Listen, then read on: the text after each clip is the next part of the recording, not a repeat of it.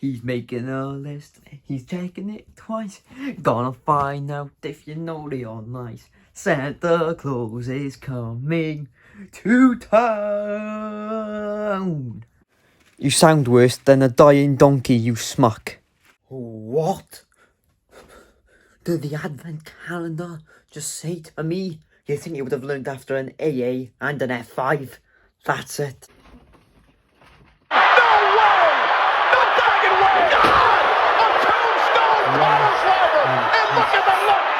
Hello everyone, welcome back to the channel, and we've got Friday Night Wrestling Q&A.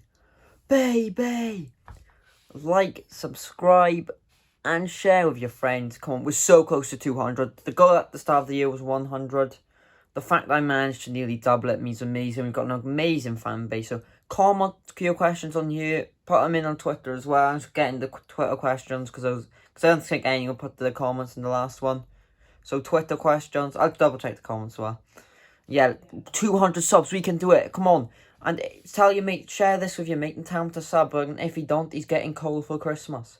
So let's get straight into the wrestling Q&A. Question from Always Talk Wrestling, who always comments on the videos, and shout out to him, what an amazing person, got a good channel himself, go check it out. And obviously, all of you should be like him, how much he supports the channel. And he asks, who should go from AEW to WWE? Now, normally we see WWE wrestlers go to AEW, but this one, we flipped the switch. And this one, this is a tricky one, because everyone gets treated quite well, I think, in AEW. There's no one that's been poorly booked. Like, that's been, like, booked, he feels like a jobber, if you get what I mean. But I think if I had to pick one, I'm going to send Kip Sabian. I don't know why, he's just on my mind when it comes to, I think he'd do well in WWE, just with the Penelope as well, that dynamic. And I think he's just made, like, he'd be perfect for NXT, Kip Sabian. I don't think he does get highlighted that well in Dynamite. So yeah, I'm going to go Kip Sabian. I think it'd be a perfect cruiserweight champ, and he'd be great on a show like NXT. Not sure about main roster wise, but he'd definitely be good on NXT. Bonafide Heat, coming of the Heat, Latino Heat. Great channel as well. Try to get him to 1,000 subs. Let's get him that monetization that every YouTuber wants. And he asks, if I woke up as Vince McMahon, if I owned WWE, what was the first thing I would do? Alright, there's a lot of things you could change about WWE. I think there's a couple of things I would do. I think, first of all, I know this might be disappointing to some people, I'd axe 205 Live, main event, Superstars, all that, like, crappy shows. All we want is Raw, SmackDown, NXT, and pay-per-views. That's all we want. And, like, if they do, like, a tribute to the troops type of thing, you know, stuff like that I'm okay with. But, yeah, so we axe them shows. Just, I know, like, some people get over, but I think they wasted time doing it when they could put that time to better use, put it more into focusing on the product. And I'd probably, it's quite a go-to answer, as everyone says this, but I'd probably change it up a bit. Now, I'd probably, like, sack a lot of the writers. I think there's too many chefs in one kitchen, and that's where WWE's problem is. That's where the chaos is backstage and all.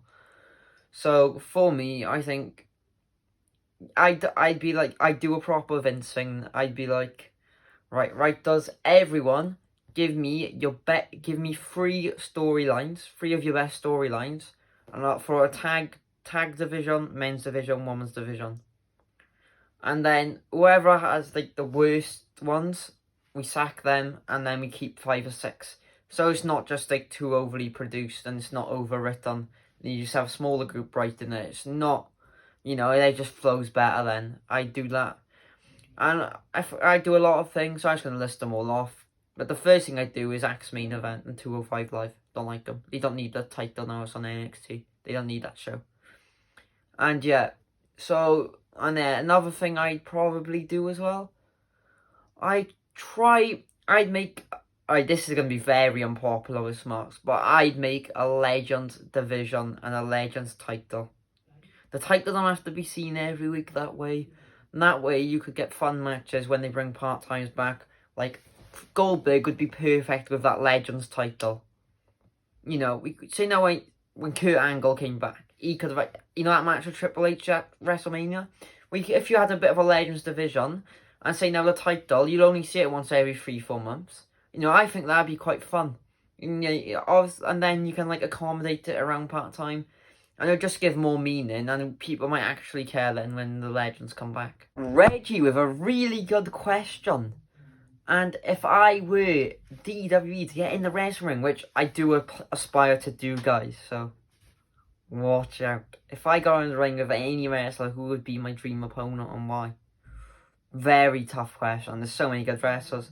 But my idol in right, I'm a 2015 fan. That's when I started watching wrestling. So I'm more lenient towards the modern guys. And my dream opponent, I've got a couple, but the main one would be Daniel Bryan. He is my dream opponent. And I say now, if he's still wrestling in 10, 15 years' time, even maybe, hopefully, sooner than that, if I got pro, I want me and Daniel Bryan to wrestle for a title, preferably as well. You know, he was my idol, you know, same name, similar stature to me, you know, similar, like, underdog. I love that story. You know, very good as well, can do a bit of everything, high flying, brawling, technical. I think he'd put on a really good match, because we're both, like, similar height. He's probably a bit more heavier than me, but, like, I'd bulk up if I become a wrestler. And I think me and Daniel Bryan could put on fireworks, genuine fireworks. So, if Brian is somehow watching this, I challenge you to a match. But I doubt he's watching it, so if he does, now I can get my ass kicked. But yeah, I doubt he's watching it. But yeah, so I'd have to go Daniel Bryan. He's my wrestling hero. He is my wrestling hero. WrestleMania 30 was just nuts. Like, I went back and watched it. I was like, oh my god, he is my wrestling hero. That's the one guy I would love to wrestle out of everyone. GG on wrestling. I've said it right. Thank you for teaching me how to pronounce it. I couldn't pronounce it for the life of me. Says, what is your favourite finisher? Right, finishers, they're a bit, I think the whole, like, meaning and role of a finisher has changed a lot these days, especially in modern wrestling now. Like, when is a finisher hardly a finisher these days? But I because, like, you know, everyone gets overused now.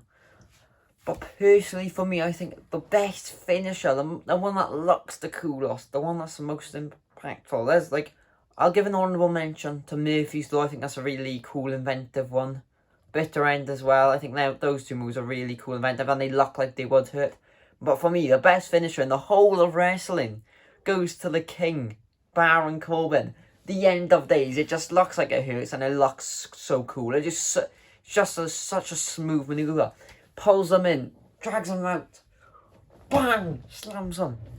It's just a cool, like, I don't know, it's just something about it that's just so smooth and cool. And, like, the fact that move's never been, well, I don't know if it's been done before, but I've only seen it since Corbin's used it. So, yeah, I'm going to go King's Corbin's End of Days question. And to be honest, this question could be and probably will be a whole separate video in its own right. But what I'm going to do, I'll give you, I'll give you my card and, like, my big main events I'll go into detail on. But if I could book WrestleMania 37, what would be my card? So I do a full match card probably on my channel as a separate video around Royal Rumble time. So Jimmy vs Jey Uso, the storyline is Extreme Rules. Jimmy's trying to get Roman out the trap. So Roman makes the match. Jimmy vs Jey Uso, twins, blood feud at WrestleMania. But there's got to be stakes in it for both of them. So if Jey wins, he can leave Roman's reign. But if he decides to win and beat his brother, this is the evil Roman Reigns coming out. Jimmy Uso would have to leave WWE. So yeah, that's the storyline I do for that. I think that'd make a really good storyline, and I think that'd be really interesting as well. I honestly do. And, like, two brothers facing off at WrestleMania. You don't get many opportunities to do a brother versus brother match. And this is the best Jey Uso will be, unless he surprises people and carries on this momentum. But this will be the biggest he'll be, I think. So, him versus Jey, capitalize on it while you can, and you can have them team up later on the line, you know. Even though, say, you leave WWE, you know. You give it, like, 3-4 months, and then you can have him come back or something like that. But I think for that storyline, I think that would be really fun. A really good match. So I think them two would kill it against each other. So that'd be one of my main matches. And then, another main match, you gotta have a Brock Lesnar match at WrestleMania. He won't be fighting for any title for me. But I think Brock Lesnar needs to verse. Oh, this is a tough one. Matt Riddle. Matt Riddle can prove himself as a star. He doesn't even have to beat Lesnar, but an impressive show, and I think these two would kill it. Both MMA, UFC background. And, you know, that would literally make Riddle a star. If you're in a match for main event. Well, not main event, but if you're in a match with Lesnar, it makes you a star. Like, just look at almost everyone. Like, Drew especially. And now, the other main matches. Right, obviously we got WWE Championship. Drew McIntyre is going to verse a returning John Cena.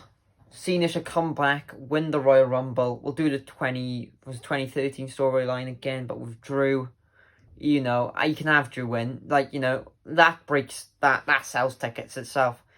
17-time World Championship. That record, can it be broken?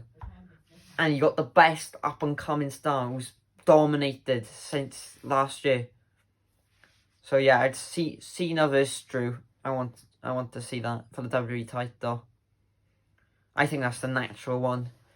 And also I want to see Orton versus Edge 3. I want Randy Orton versus Edge. They've had 2 killer matches. One at WrestleMania and one at Backlash in the greatest wrestling match ever. Finish the match off, finish the trilogy. It makes sense, you know, Orton injured him and they come back. And, like, I was going to have this for a title originally, but I changed my mind. I think this match don't need the title. I think it's better for Drew to have it. I don't want him to lose it again for a while. So, yeah, Orton Edge 3, that's like a marquee match, isn't it? And then, Roman Reigns. Right, this one, it's surely The Rock. Roman vs. The Rock. It's a main event that everyone wants to see. It's the most interesting storyline. I think you could have, you know, The Rock say, this is not our family, you've proven a disgrace to our name. And Roman can make the argument, you left WWE in the mud, I have to pick it up. What we created, our ancestors died in the wrestling, you know, they did all the wrestling for you. Wrestling made you a star and you turned your back on it. That's a perfect storyline right there. And yeah, Roman vs. Rock. And if The Rock's still in a movie and they can't get him in, the person I'd have face Roman Reigns. Oof. Seth Rollins. I'd have him face Seth Rollins, and I think at WrestleMania. Have Seth Rollins come out to the Messiah gimmick, go back to the Burn It Down. Him versus heel Roman. Like, they got my favourite match of all time, so them two would kill it on a WrestleMania stage. So if they can't get The Rock, get Rollins in. Yeah, let me know what your match cards would be. Now let me know, and thank you for watching. Let's get that 200 subscribers. Like, subscribe, have a very, very good day, and have a Merry Christmas.